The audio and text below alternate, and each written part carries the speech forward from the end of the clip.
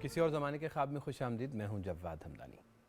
اسلام اور اسلامی معاشرہ اور مسلم حکمرانوں نے تاریخ میں جو ان کے اپنے ادوار میں اقلیتیں بستی تھیں ان کے ساتھ ان کا رویہ کیا رہا، یہ ہمارا موضوع. اور اس حوالے سے ہم اس سے پہلے 2 پروگرامز کر چکے ہیں اور تاریخی تسلسل میں ہم نے یہ سمجھنے کی کوشش کی کہ اقلیتیں مسلم اکثریتی معاشروں میں کس طرح سے رہا کرتی تھیں اور مسلمانوں کا ان کے ساتھ برتاؤ کیسا تھا. لیکن یہ سلسلہ بھی باقی ہے اور اب ہم قریب آ رہے ہیں آج کے موجودہ حالات کے. ہمارے ساتھ اس وقت موجود ہیں ظفر اللہ خان صاحب. خوش آمدید پروگرام میں تشریف آوری کا بے انتہا شکریہ. آپ نے ایک تاریخی تسلسل میں مسلمان معاشروں میں جو ہمارا طرز عمل رہا اقلیتوں کے ساتھ وہ بیان کیا. قریب تر ہمارے پاس جو مثالیں موجود ہیں، اس سے پہلے کہ ہم بالکل آج کے دور میں پاکستان میں آئیں تو ہم مغل دور کو ایک بڑی مثال کے طور پہ پیش کر سکتے ہیں، اس لیے کہ وہ خود اقلیت تھے ایک معاشرے میں. مسلمان اس وقت اقلیت تھے، ہندوستان میں حاکم تھے، اور ان کا جو رویہ تھا اس وقت کے جو موجود دیگر مذاہب کے لوگ تھے وہ کیسا تھا؟ بسم اللہ الرحمن الرحیم. ہم نے بہت تفصیل سے تو نہیں لیکن اجمالاً یہ دیکھا کہ نبی کریم صلی اللہ علیہ وسلم کے زمانے میں، خلفائے راشدین کے زمانے میں، اس کے بعد جو مسلمانوں کی ریاستیں بنی، 100 سال ایک رہی عباسی اموی اور 500-700 سال عباسی حکومت رہی اس میں، اور پھر اسپین کی اموی اسٹیٹ میں. اور تھوڑا بہت ہم نے یہ بھی اشارتاً کہا کہ یہ جو عثمانی خاندان تھا اس کے ہاں مسلمانوں نے ریاست کے سطح پر اور سماج کی سطح پر اپنے ساتھ رہنے والی جو اقلیتیں تھیں، غیر مذہبی اقلیتیں، ان کے ساتھ کیا سلوک کیا. اور ہم نے یہ نتیجہ نکالا اپنی علمی دلائل سے بھی اور مغربی مفکرین کی آراء سے بھی اور تاریخی شواہد سے بھی کہ مسلمانوں کا رویہ اپنے جو مفتو اور جو اپنے سبجیکٹ تھے، جو شہری تھے، ان کے ساتھ بہت اچھا تھا. صاحب ذرا ایک کا دکا ایبریشنز ہوتی ہیں، لیکن عمومی طور پر جتنے بھی بڑی بڑی سلطنتیں دنیا میں گزری ہیں ان سب سے زیادہ مسلمان ایک ٹالرنٹ اور ایک نرم رویہ رکھتے تھے اپنی جو ہے وہ اقلیتیوں کے ساتھ. ہندوستان میں اب آپ دیکھیں کہ یہ لمبی تاریخ ہے مسلمانوں کی، اور آخری جو مستند ہماری حکومت بنی، لمبا عرصہ چلی امپائر، وہ مغلوں کی تھی، اور مغلوں کے بعد برطانوی سامراج اور پھر پاکستان بنے. بالکل صحیح. مغل اپنے مزاج کے حساب سے بھی وہ ٹالرنٹ تھے، اور حکمرانی سٹرکچر اپنا بنا کے سارے معاملات جو ہے نا وہ نیچے وہ جیسے چل رہے تھے چلنے دیتے تھے. اس کی ایک مثال آپ دیکھیں کہ ہمارے ہندوستان میں اور پاکستان میں جو سب سے مضبوط نظام بنا، وہ نظام جو تھا وہ زراعت کا تھا، کیونکہ حکومت جو ٹیکس اکٹھا کرتی تھی وہ زراعت سے تھا.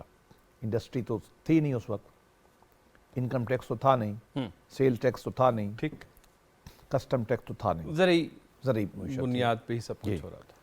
اس پورے نظام کا جو بانی ہے، شیرشاہ شوری کے زمانے میں ہو یا جو ہے یہ اکبر ہو، اس زمانے میں یہ ڈیولپ ہوا. دونوں کے زمانے میں اس کے جو انچارج تھے وہ ہندو تھے. یہ سارا نظام ہندو کے زیر سربراہی بنایا گیا ہے.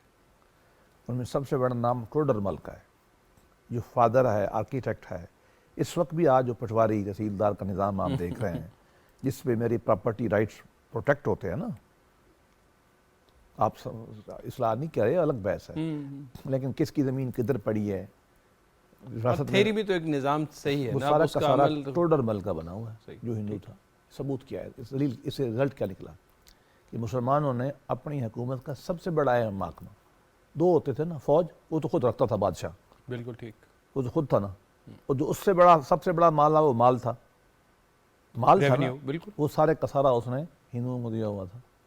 آپ اندازہ لگا لیں کہ اپنی حکومت میں وہ مل جل کے چلتے تھے. اس سے آپ کیا رضا خیال کر سکتے ہیں؟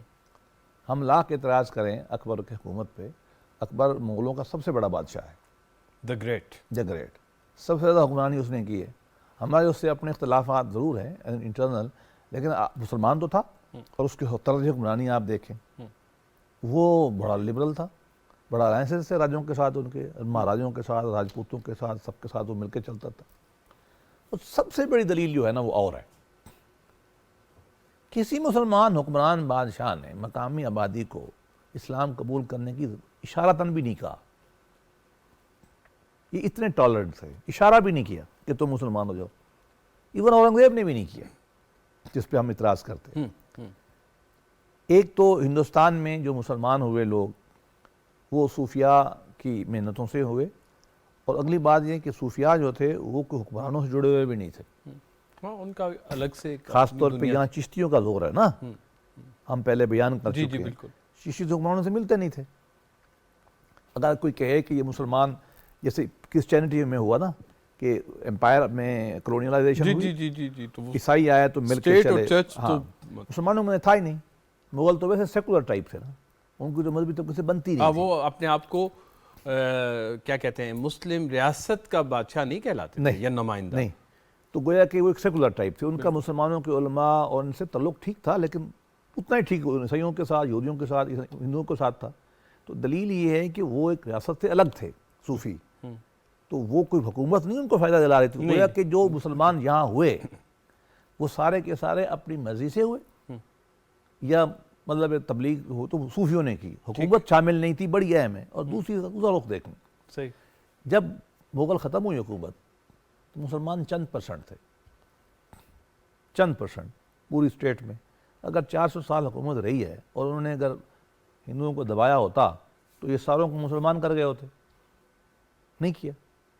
ہندو ریاست ہی رہی نا، 15-17% ہی رہے نا مسلمان اس میں، سارے کے سارے 20% رہے. 80% تو ہندو رہے.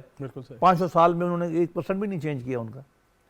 تو یہ سب سے بڑے ثبوت ہے کہ مسلمانوں کا جو سماج تھا، جو پولیٹیکل انٹیٹی تھی ہماری، وہ بہت ٹیلنٹ تھی ان کے ساتھ. اور سماج میں بھی آپ دیکھیں کہ ہندو مسلمان اکٹھے رہتے تھے، ان کی دوستیاں تھیں، گانا جانا تھا، آنا بیٹھنا پڑھنا عام تھا. چند باتیں ہیں ایسی برصغیر کی تاریخ میں جن کے اوپر آپ گرفت کر سکتے ہیں. اچھا، ایک بات میں چاہوں گا کہ آپ اس حوالے سے، چونکہ تاریخی معاملہ ہے، اس پہ بھی روشنی ڈالیں کہ ہمارے ہاں جب مسلم نقطہ نظر سے دیکھا جاتا ہے برصغیر کی تاریخ کو، خاص پرسپیکٹو میں، اسٹرکٹ سینس میں، تو اکبر کو آئیڈیلائز نہیں کیا جاتا. اس کی نسبت اورنگزیب کو زیادہ پسند کیا جاتا ہے. یہ جو ہمارے اس طرح کے آئیڈیلز بنے، کیا یہ بھی کسی حد تک مذہبی جو ایک عدم رواداری ہے اس کا باعث بنی؟ یعنی اگر آپ کے سامنے اکبر ہو تو آپ اور طرح کا مسلمان اور مسلمان معاشرہ آپ کے سامنے آتا ہے، جبکہ اگر آپ کے سامنے اورنگزیب ہو تو ایک مختلف. یہ ایک طرح سے ایک غلط فہمی کی بنیاد بنا ہے، غلط فہمی. لیکن اب جب ہم اس تاریخ کو پورا کرتے تھے، ہم اس کو جب آخر میں کوشش کر لیتے ہیں، اگر آپ اجازت دیں گے، کہ ہمارے رویے جو غلط ہوئے ہیں اس کی پھر وجہ کیا ہے، ہم اس کو بعد میں لے لیں گے. لیکن اس فی الحال میں یہ کہتا ہوں کہ اورنگزیب نے بھی جنگی معاملات میں، جنگ جہاں تھی وہاں تو لڑائی اور چیز ہے. ادروائز آپ کہیں کہ ان کی کوئی ریاستی پالیسیاں ایسی تھیں، وہ ایسی نہیں تھیں کہ اس نے اس پہ تفریق کی ہو. لیکن جب جنگ ہوتی ہے وہ تو معاملہ بالکل ڈیفرنٹ ہو جاتا ہے. جنگی اس نے پنجاب میں بھی، پنجاب کا خاص طور پہ، پھر اور وہاں بھی مرہٹوں کے ساتھ بھی رہی ہے، الگ بحث. اور دلچسپ بات ہے کہ ان جنگوں میں اور اس جو حالات بنے اس میں جو مسلمان صوفیہ تھے ان کی ہمدردیاں ان کے ساتھ نہیں تھی حکمرانوں کے ساتھ. وہ مسلمان ہندوستان کے جو علماء اور صوفیاء کی اکثر ہمدردیاں نہیں رہیں. میں نے پہلے پوائنٹ بتایا نا، یہ تو الگ اپنا کام کر رہے تھے، یہ سیکولر بادشاہ تھے سارے. تو گویا کہ یہ جو دلیل ہے کہ اگر مسلمانوں نے کوئی سختی کی ہوتی تو وہ مسلمان میجارٹی ہندو کو مسلمان کر دیتے، انہوں نے نہیں کیا. ہم نے یہ دیکھنا کہ عمومی رویہ، مجموعی رویہ، مجموعی رویہ. ورنہ تو کوئی اس طرح کہ آج بھی سب سے ٹالرنٹ سوسائٹی بتانی ہے نا آج کل، ماننے چاہیے ہمیں، وہاں بھی ہو جاتی، وہ بھی مسجد کو آگ لگا جاتے ہیں، چرچ کو لگا جاتے ہیں. تو یہ اکا دکا عمومی طور پہ ہم آج بھی کہہ رہے ہیں کہ وہ بہت اچھے ہیں. تو مسلمان اس لحاظ سے، تاریخی لحاظ سے اس پہ اجماع ہے محققین کا کہ مغل بھی ٹالرنٹ تھے بہت زیادہ. اب آخری یہ اورنگزیب کے زمانے میں کوئی ایشو، لیکن وہ ایشو اس کا اگر آپ یہ لیں تو اس کو صوفیاء کے ساتھ بھی تھا. جی تھا. وہ صرف عیسائیوں کے ساتھ تو اس کا مسئلہ نہیں ہوا. وہ شیواجی وغیرہ کے ساتھ کہہ لیں، یا ادھر یہ گرو نانک کے فالوور کے ساتھ جو مسئلہ ہوا، ایسا ہی مسئلہ اس کا مسلمان علماء کے ساتھ بھی تھا، علماء کے ساتھ. یہ مسئلہ ہم نہیں کہہ سکتے کہ وہ جو ہے ایک اسٹیٹ پالیسی کے طور پر ہوتا، یہ نہیں تھا. وہ اس کا ایک اپنا تھا، وہ سب کے ساتھ تھا، ٹھیک، مذہب کے ایک خلاف اس کے ساتھ اپنی ذہن تھا، باقی الگ ایک ذہن تھا. تو اس نے اس معاملے میں بھی ہندو مسلمان کی تفریق نہیں کی. صحیح. مطلب ہم اس پہ گرفت ضرور کرتے ہیں لیکن وہ یہ وجہ نہیں بنی کہ اس بیس پہ وہ مسلمان سماج میں مطلب ہندوؤں کو تنگ کرے، یہ نہیں کیا.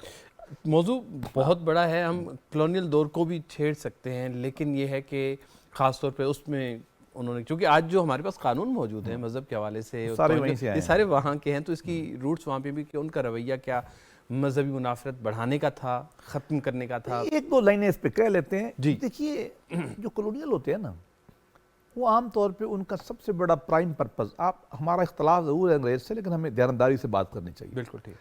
کلونیل ماسٹر جو بھی ہوتا ہے نا، اس کا سب سے بڑا انٹرسٹ پتہ کیا ہوتا ہے؟ حکومت کو کنٹرول رکھنا. ٹھیک. بس. ہاں صحیح. اپنی پاور کو میں ختم. اسرٹ کرنا. اس کا کوئی پرابلم نہیں ہوتا ہندو کون ہے، مسلمان ہے، عیسائی کون ہے. مذہب نہیں ہوتا اس نہیں، کو مذہب نہیں ہوتا. یہ الگ بحث ہے کہ انہوں نے مسلمانوں سے چھینی تھی تو مسلمانوں نے قبول نہیں کیا، کچھ تھوڑی لڑائیاں ہیں، لڑتے رہے بعد میں نا، تو ایک تھوڑا سا اینٹی مسلم بحث ہوا پولیٹیکل بیسس پہ انگریز کا، مذہب کی بنیاد پہ نہیں. اور چونکہ مسلمانوں سے نجات پائی پولیٹیکلی اس ہندوؤں نے، تو ہندو ایک طرح سے سمپیتھیٹک تھے ٹورڈز برٹش گورنمنٹ، اور وہ بھی مذہب کی بنیاد پہ، ٹو بی آنیسٹ نہیں، پولیٹیکل بنیاد پہ. ہمیں ایمانداری سے چلنا چاہیے. اور عیسائی چونکہ مشنریوں نے فالو کیا اور انہوں نے کوئی گراؤنڈ ورک، ایک سافٹ رویہ پیدا کیا نظام تعلیم نے، سب نے، عیسائیوں نے برٹش کے بارے میں، تو ایک طرح سے ان کا تھوڑا بہت پروٹیکشن کا رویہ عیسائیوں کے بارے میں تھا. ٹھیک. لیکن میں پھر بھی کہوں گا کہ میری دیانتدارانہ رائے یہ ہے کہ برٹش عام طور پہ نیوٹرل تھے. ٹھیک. انہوں نے اس مسئلے پہ، ان کی مجبوری تھی. ٹھیک ہے. برٹش ایک ویسا ہی بائی ٹیمپرامنٹ جو ہے، یہ فرینچ ڈچ سے مختلف رہا ہے کولونیل ہسٹری میں، یہ بینائن رہے ہیں. اور دوسرا یہ ہے کہ ان کا رویہ یہاں، انہوں نے ہماری کتابیں ساری ٹرانسلیٹ کی، ہدایات ٹرانسلیٹ، تو ہم ان کے بارے میں، میرا خیال یہ ہے کہ اس کو ہم سکپ کر سکتے ہیں. ٹھیک کہ ہے. وہ اس معاملے میں آگے بڑھتے موسٹلی نیوٹرل تھے. آگے بڑھتے ہیں. پاکستان 1947 14 اگست کو بنا، اور پھر کانسٹیٹیوشنل ہسٹری بھی ہماری اس کے سامنے ہے. بنیادی طور پر تو اقلیتوں کے تحفظ کا، ایک ریاست کا قیام کا مقصد یہ تھا کہ ایک اقلیت جو ہے وہ ایک اکثریت سے تنگ ہے، یا اس کے رویے سے، جو بھی شروع یہیں سے ہوئی، شروع یہاں سے ہوئی. اس کا قانون جو ہے اس وقت موجودہ، ہم کانسٹیٹیوشنل ہسٹری بھی نہیں جاتے، اس وقت جو ہمارے پاس قانون موجود ہے وہ اقلیتوں کو کس نظر سے دیکھتے ہیں؟ اب آپ اس کی قانون میں آنے سے پہلے جو آپ نے اشارہ کیا نا تاریخ میں، وہ ضروری ہے سمجھنا. مسلم لیگ 1906 میں بنی اور 1946 تک، بلکہ 40 تک کہہ لیں، وہ صرف یہ کہتی رہی کہ ہم اقلیت میں ہیں، ہمارے مذہبی اور سیاسی جو حقوق ہیں ہمیں دیے جائیں. جو برطانوی چونکہ میجارٹی رول کی طرف، بالکل میجورٹیرین اتھارٹی جو تھا، بن رہی ان کا تھی، صادر ہندو میجارٹی تھی، تو مسلمان اس میں فیل کرتے تھے کہ ہم رہ گئے ہیں. ویسے اقتدار چھینا ہوا بھی انہی سے تھا، سزائیں ان کو ملی، زمینیں گئیں، تو ایک احساس پیدا ہو گیا تھا. ہندوؤں کا رویہ بھی کوئی زیادہ کوئی ٹالرنٹ نہیں تھا مسلمانوں کے ساتھ، ہسٹری کی وجہ سے. تو اس وجہ سے وہ شروع تو موومنٹ ساری یہی تھی کہ ہمیں حقوق دے دو، بس ٹھیک ہے تم بیٹھے رہو. پھر اندازہ ہوا کہ یار یہ کام نہیں بنتا، تو 1940 میں، پہلے 30 میں، پھر 40 میں یہ مسئلہ ہوا کہ اچھا ہم الگ ہوتے ہیں. لیکن 46 تک بھی، 46 تک بھی، کیبنٹ مشن پلان تک بھی یہی مسئلہ رہا کہ ہمارے حقوق دے دو ہمیں. ہم ڈیٹیل میں جا چکے ہیں پہلے پروگرام. جی بالکل. تو گویا کہ ہماری ساری سٹرگل پاکستان کے اس وقت کے لوگوں کی یہ تھی کہ ہمیں بطور اقلیت ہمیں حقوق دیے جائیں. اگر ہمارا یہ پس منظر ہے تو یہ جب ہماری حکمرانی آ گئی تو ہمیں ہونا چاہیے تھا کہ ہم نے اپنی مائنارٹیوں کو حقوق دینے ہیں. ٹھیک. غالباً قائد اعظم علیہ رحمت سمجھدار تھے، ان کے دماغ میں یہی تھا. اب آپ دیکھیے اپنی وزارت میں انہوں نے عیسائی رکھے، ہندو رکھے، مسلمانوں کے وہ گروہ جن کو ہم مسلمان نہیں سمجھتے ان کو رکھا. جی بالکل بالکل. اور سنیں، بہت اہم، جو آئین بنانے والی اسمبلی تھی کانسٹیٹیوشن، اس کا سربراہ ہندو تھا. بالکل صحیح. یہ اب دیکھ لیں، بالکل. پاکستان جناح نے بنایا، نظریہ پاکستان کو وہ سمجھتا تھا. ہم تو ابھی مطلب پتہ نہیں ہم کیا کیا کہہ رہے ہیں، ہماری تعبیر تو وہ نہیں ہو سکتی نا جس فاؤنڈنگ فادر کی، جس نے عمر لگائی ہے، جو اقبال کا ساتھی، جس نے اقبال کے تصوروں کو آگے بڑھایا، تو ہم اسی کو معیار مانیں گے نا کہ پاکستان نے کیسے ہونا ہے. ٹھیک. ہم وہ تو نہیں مانیں گے نا کہ جو میں کہہ رہا ہوں. یا میں پاکستان بنانے کے بھی خلاف تھا، پاکستان کے اوپر میں وہ والی تعریف اپلائی کرنا شروع کر یا دوں میں جو ایک اور اشارہ کر رہا ہوں، میں پاکستان بنانے کے بھی خلاف تھا اور پھر پاکستان بن گیا، اور اب میں نے پاکستان میں اپنی تعریف لگانی، یہ تو نہیں چلے گی نا۔ بالکل ٹھیک، اختیار آپ کر سکتے ہیں، اظہار آپ کر سکتے ہیں، بالکل صحیح، تو اور اس کا طریقہ ہے کہ پارلیمنٹ کے ذریعے آئیں اور تاریخ وہ ریفارم چلے بھی گی، لے کے تعریف جو 1930 سے 47 سال میں علامہ اقبال رحمۃ اللہ علیہ نے، قائداعظم رحمۃ اللہ نے دی ہے، یا اس وقت کے مسلمان عوام نے جو قبول کی۔ یہ بڑی اہم بات ہے، مسلمان عوام نے تو ٹالرنٹ مسلم لیگ کی سوچ کو قبول کیا تھا کہ ہم کیسا پاکستان بنائیں گے، اسلامی ہوگا، فلاحی ہوگا، نان تھیوروکریٹک ہوگا، وہ تو یہ تھا نا، عوام نے اس کو قبول کیا، میجارٹی نے، جو ہم سمجھتے ہیں کہ حق تو میجارٹی کا رول کا ہوتا ہے نا جی، قرآن پاک یہی کہتا ہے، اور جو قائد اعظم اقبال نے دیا، ہم وہ نہیں تعبیر مانیں گے جو میں کروں گا۔ آپ لوگوں کی تعبیر کیا تھی؟ دیکھو قانون بن رہا، قائد اعظم نے ایک ہی بات کہی، آئے خطاب فرمایا، اوپر ہندو کو بٹھایا، حالانکہ ہندو کتنے پرسنٹ تھے یار، وہ 4% تو نہیں تھے، 3 تھے، 2 تھے، عیسائیوں کو ملا کے 4% ہماری مائنارٹی بنتی ہے نا، 5%، تو ہندو اور سے کم تھے۔ جناح کے دن نے کیا ثابت کیا کہ دیکھو پاکستان ہے، ہم سب ایک ہیں، لہذا میری قانون ساز اسمبلی کا جس کے سامنے میں کھڑے ہو کے سپیکر سر کہوں گا اس کو، وہ ہندو ہوگا۔ یہ عملی ثبوت دیتے ہیں۔ اور اس کے بعد کیا ہوا کہ آپ نے ایک نصیحت فرمائی، دیکھو ہم نے پاکستان بنا لیا ہے، ہماری لانگ سٹرگل تھی، اب جب پاکستان بن جائے گا تو ہماری جو ہے کوئی تفریق نہیں رہے گی،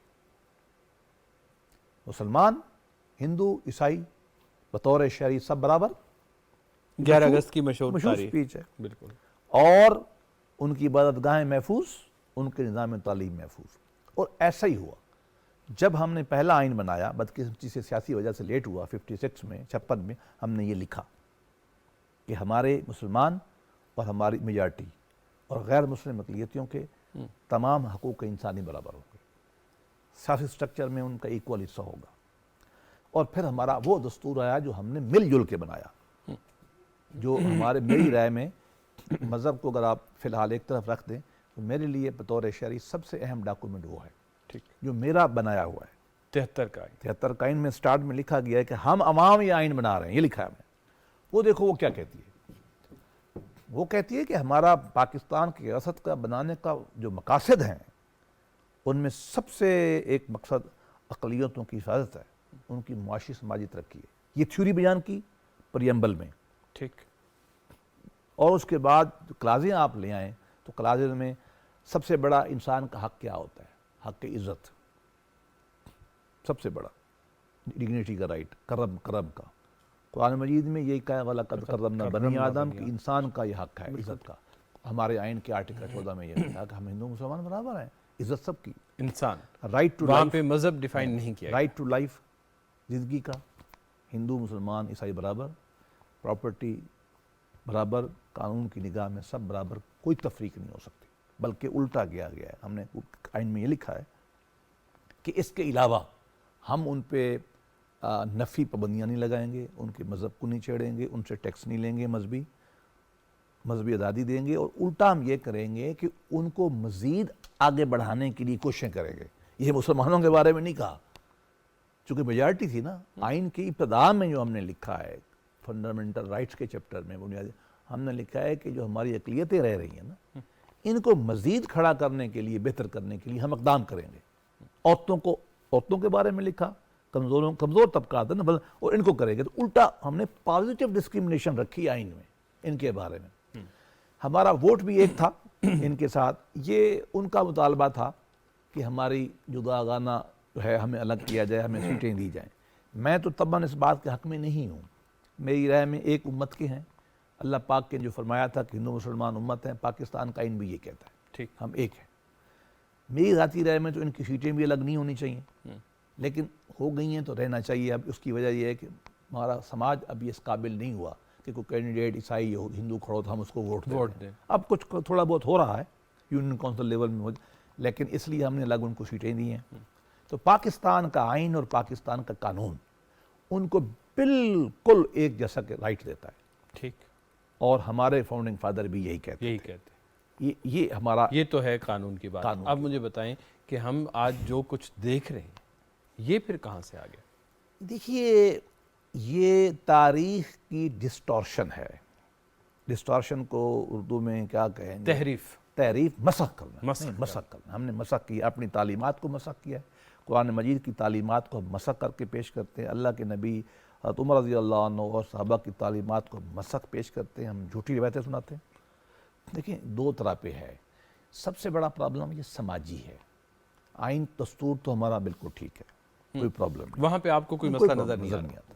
ٹھیک. سماج میں سیریس پرابلم ہے. پرابلم نہیں ہے، سیریس پرابلم ہے. پورے سماج میں ہے کہ کسی سیگمنٹ میں ہے یا کہاں پہ؟ تقریباً سب میں. ٹو بی آنیسٹ میں تو کہتا ہوں اللہ کا نبی اگر ہوتا تو اس کو کوڑے مارتا. ہمارے ملتان میں ایک بزرگ تھے، اللہ ان پہ کروڑوں کروڑوں رحمت کرے، میرے تو استاد کے استاد باپ تھے، عطا اللہ شاہ بخاری، آپ کے خاندان سے. اور آپ کو پتا ہے وہ پاکستان بنانے کے خلاف تھے. پاکستان بن گیا، ملتان میں آگے رہتے تھے. ان کے بیٹے سے میں نے 10 سال پڑھا ہے. عطا المنم سے، بڑے سے، دو بڑے بیٹے سے. کمال لوگ تھے. وہ ایک دفعہ جا رہے تھے، وہ بڑے تھے. عطا اللہ شاہ بخاری قد بہت بڑا تھا، بال رکھتے تھے، داڑھی بڑی تھی، ڈنڈا ہاتھ میں رکھتے تھے، بڑے وجیح تھے. یہ فیکچول واقعہ ہے، یہ میں نے ان کے بچے سے سنا ہے. اور ویسے ہمارے یہاں عام بیان کیا جاتا ہے. یہ بتانا چاہتا ہوں کہ ہمارے پاکستان بنانے والے، دیکھیں وہ سٹرگل جو انہوں نے کی تھی وہ پاکستان بنانے میں شامل تھی، چونکہ وہ برٹش سے لڑ رہے تھے نا. تو ہمیں یہ آپس میں اختلافات بھولنے چاہیے. وہ ہمارے بڑے ہیں. میں نے ملتان میں جب میئر تھا تو میں نے ان کا دن منایا تھا. میں آج بھی کہتا ہوں کہ ہمیں تمام جو وہ لوگ جنہوں نے اس وقت پاکستان کی مخالفت کی اور برٹش کے خلاف لڑے، وہ بھی ہمارے ہیرو ہیں، چاہے غفار خار جتنے بھی لوگ ہیں. وہ چڑھ رہے تھے سیڑھیاں، آگے سے ہندو آ رہا تھا صفائی کرنے والا، یوں ڈر گیا دیکھ کے مسلمانوں کا بڑا آ گیا. بلایا، اس کو چوما، اپنے ساتھ لے گئے، بٹھایا، کھانا کھانا. عطا اللہ شاہ بخاری نے لقمہ توڑا، اس کو سالن میں لگایا، اس کے منہ میں دیا. عیسائی لڑکے، وہ جو صفائی کرنے والا، اللہ معاف کرے، اللہ جس کو ہم چوڑا کہتے ہیں، اور اس کے منہ میں ڈالا اور آدھا لے کے اپنے منہ میں ڈال لی. یہ کیا بتا رہے تھے؟ وہ مسلمانوں کا بڑا لیڈر، بہت سخت لیڈر تھے، بڑے جاندار. وہ کیا بتا رہا ہے آپ کو؟ 60s میں فوت ہوئے نا، کہ دیکھو یہ ہمارے بھائی ہیں، یہ مسیح اسلام کا ماننے والا بڑا معصوم اور بڑا ہوتا ہے. اور عطا اللہ شاہ بخاری سید، لیڈر، وہ اپنے ہاتھ سے توڑ کے اس کے منہ میں نوالا ڈال کے پھر کھا رہا ہے. اب کیا ہمارے بڑوں نے ہمیں یہ سکھایا ہے؟ تو ایک تو ہم نے قرآن مجید کی بہت ساری تعلیمات کو موڑ توڑ دیا، اور حدیث مبارکہ کو، اور تاریخ میں غلط ہم نے ہیرو بنایا. انہوں نے وہ کام نہیں کیے تھے جو ہم نے ان کے نام منسوب کیے. تو یہ بہت بڑی زیادتی ہے اسلام کے ساتھ. یہ بہت بڑی زیادتی ہے نبی پاک صلی اللہ علیہ وسلم کے تعلیمات کے ساتھ. یہ بہت بڑی زیادتی ہماری تاریخ کے ساتھ جو کچھ ہم کر رہے ہیں. ہم دنیا کو کیا منہ دکھائیں گے؟ ہمیں اگر دنیا میں عزت سے رہنا ہے، کیا ہم دنیا کو یہ میسج دینا چاہتے ہیں کہ اللہ کے رحمت للعالمین کے ماننے والے، رحمت للعالمین کے ماننے والوں کی رحمت کی بجائے زحمت ہے؟ ایک مصرع آ رہا ہے ذہن میں اقبال، اس میں ہمارے مجھ جیسے جو اسلام کے طالب علم ہیں ان کا سب سے بڑا گھنگھونا رول ہے. ہم نے اسلام کی تعلیمات صحیح، ہم نے اللہ کے نبی کی تعلیمات پیش نہیں کی. فیض نے بالکل صحیح کہا. فیض کہتا ہے، فارسی کی نعت ہے، کہتا ہے اے نبی کریم صلی اللہ علیہ وسلم، آپ ممبر پہ بیٹھ کر مسلمانوں اور غیر مسلمانوں انسانوں کے غم میں اتنے روتے تھے کہ آپ کی ردا جو ہے، چادر مبارک، وہ تر ہو جاتی تھی، اور آپ کے ماننے والے اسی بھی ممبر پہ بیٹھ کے آگ برساتے. لیکن پاکستان کے جید اور صحیح علماء پہلے دن سے آج تک اس بات کے حامی ہیں کہ وقت نہیں ہے بتاتا کہ اقلیت ہمارے بھائی ہیں، ان کا ہمارا قانونی رشتہ بالکل برابری کا ہے، سماج میں برابری کا ہے. عمل میں نے بخاری صاحب کا آپ کو بتا دیا. میں آپ کو سینکڑوں باتیں پیش کر سکتا ہوں، لیکن کچھ علماء سے زیادتی ہو جاتی ہے، کچھ خطیبوں سے، واعظوں سے، ذاکرین سے ہو جاتی ہے. یہ چلو ہم اسی سے سیکھ لیں. پہلے ہم نے شانتی نگر میں کیا، پھر خانیوال کیا، لاہور کیا، ہم نے سیالکوٹ کیا. یہ اپنے منہ میں سیاہی ماننے کے علاوہ کچھ نہیں ہے. ظفر خان صاحب بہت شکریہ پروگرام میں تشریف آوری کا اور اس موضوع پہ بات کرنے کا. ناظرین اس کے ساتھ ہی پروگرام کا وقت ختم ہوا. اگلے پروگرام میں دوبارہ آپ کی خدمت میں حاضر ہوں گے. اجازت دیجیے. خدا حافظ.